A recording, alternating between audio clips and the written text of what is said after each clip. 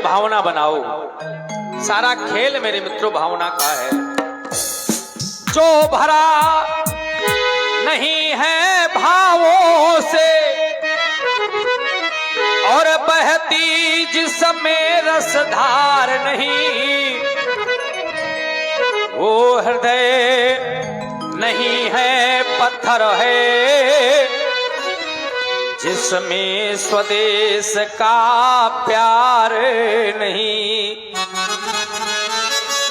पाषाण युक्त है उसका हृदय, जिस हृदय में अपने राष्ट्र के प्रति सच्ची निष्ठा एवं सच्ची भावना न हो।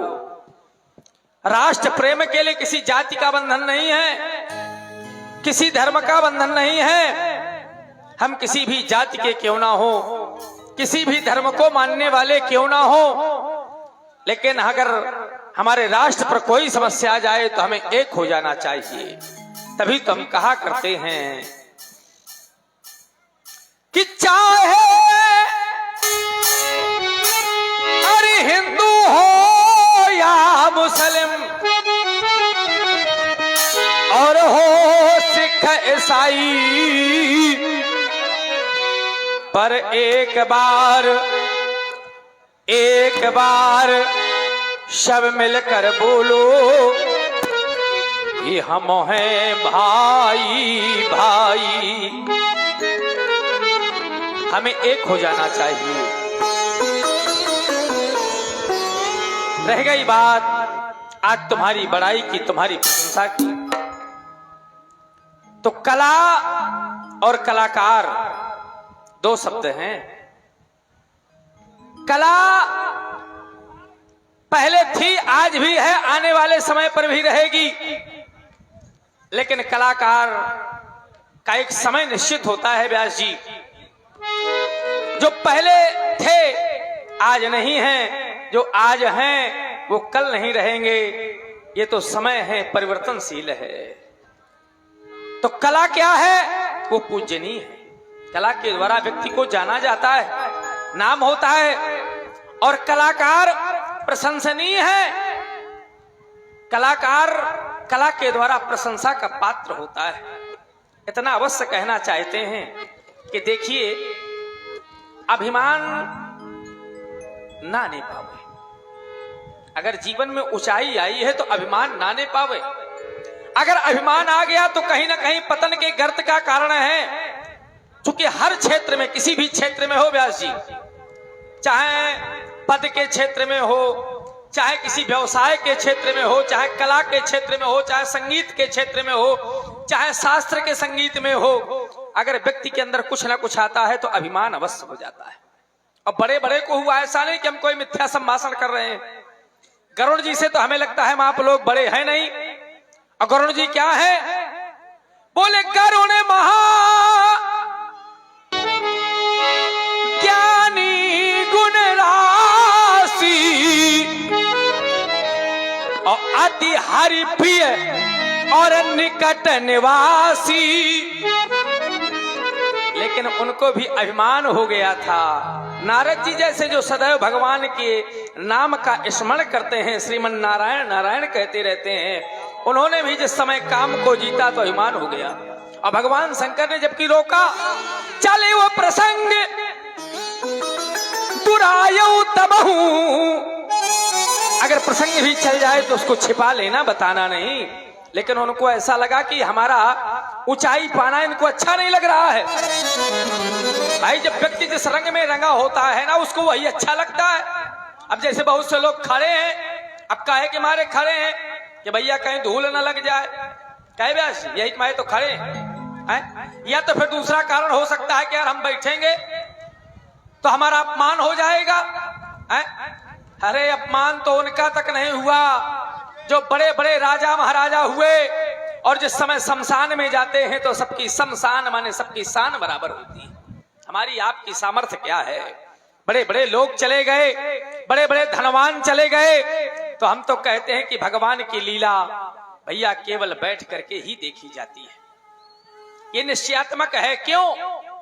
क्योंकि जो लोग भगवान की लीला खड़े होकर के देखते हैं, समझ लेना अगले जन्म में वृक्ष हो जाते हैं। और आज का तो ऐसा परम पुनीत दिन है, आप लोग सभी जानते होंगे कैसा दिन है। आज ग्रहण काल है, सूतक काल है, और इस समय पर यद्यपि है ये समय बहुत खराब, लेकिन अच्छा भी है। अगर भगवान का भजन अगर मन से किया जाता है और भगवान के श्री चरणों में उसको समर्पित कर दिया जाता है तो वो 10 गुना बढ़ करके फल हमको प्रदान करता है। तभी तो हम कह रहे हैं कि अगर तुमने ऊंचाई पाई है और ऊंचाई पाओ, उत्तरोत्तर वृद्धि करती रहो, लेकिन ऊंचाई का कभी अभिमान न हो। ऐसी हमारी भी मंगल कामनाएं हैं।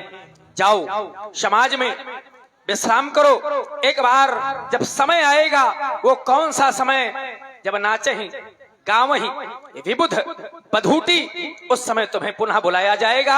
अभी यह समय नहीं है। जाओ विश्राम करो, विश्राम करो, विश्राम करो। आए हुए गुणज्ञ विज्ञ धर्मज्ञ धर्मानुरागियों और लीला के प्रति प्रेम रखने वाले प्रेमियों, बहुत ही अच्छी समाज है और अच्छे लोग हैं। पप्पू भैया, समय इतना आगे बढ़ता जा रहा है कि लोग अपने संस्कृति को भी भूलते जा रहे हैं, अपने संस्कारों को भी भूलते जा रहे हैं। जैसे आज यहां पर शायद अगर हाथ उठवाया जाए, बहुत से बुजुर्ग भी बैठे हुए, केवल हम बालकों की बात नहीं करें, बहुत से बुजुर्ग बैठे हुए। सूतक काल किस समय से लगा था? 12:57 से। और कौन ऐसा व्यक्ति है जिसने उस समय से लेकर के अभी तक जल का ग्रहण न किया हो? कोई ऐसा व्यक्ति हो तो हाथ उठावे।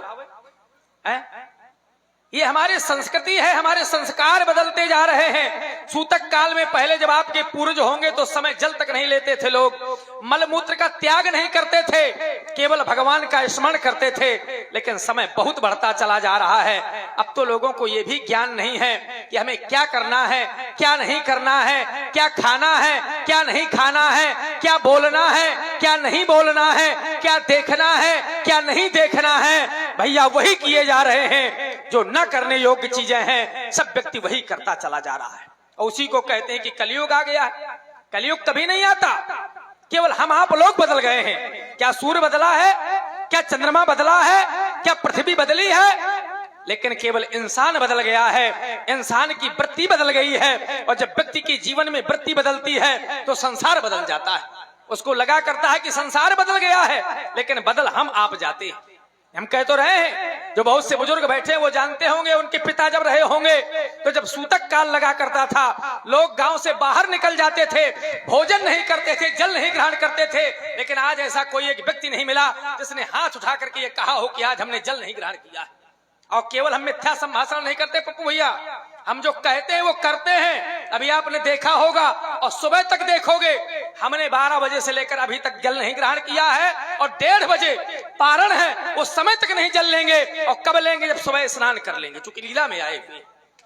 जीवन में उतारो, नहीं कल्याण होने वाला नहीं है। अब वो समय आने वाला है, वो समय आने वाला है। बड़े बड़े संत कह रहे हैं, मैं कोई भविष्य वक्ता नहीं हूं, लेकिन इतना अवश्य कहना चाहता हूं कि सन 2025 चल रहा है और 2032 तक बड़े बड़े संत स्वामी प्रेमानंद जी महाराज, स्वामी राजेंद्र दास जी महाराज, स्वामी मलूक दास जी महाराज, और भविष्य मालिका में लिखा हुआ है कि सृष्टि का प्रलय हो जाना है।